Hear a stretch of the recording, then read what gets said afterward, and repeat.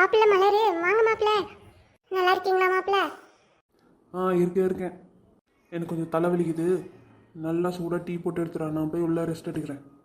வாங்க வாங்க. வாங்க மாப்பிள்ள, வா மலரு. ஆ என்ன பிள்ளை மலரு, மாப்பிள்ள எப்படி சலிச்சிட்டு போறாரு? என்னம்மா பண்றது?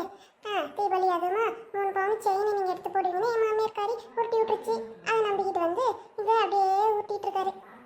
அதான் இப்போ பிரச்சனை என்னது, 3 பவுன் செயின்னா இப்போ இருக்கிற ரேட்டுக்கு 1.5 லட்சம் மேல ஆகுமே.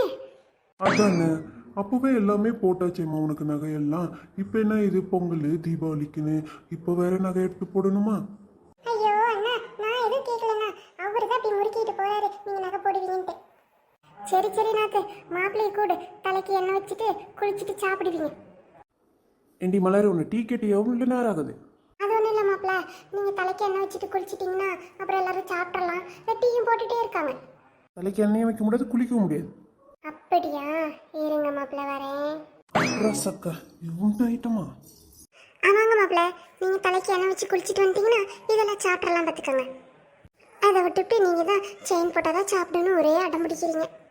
அட, செயினாவது மண்ணாவது, நான் போய் குளிச்சுட்டு வரேன் பாருங்க.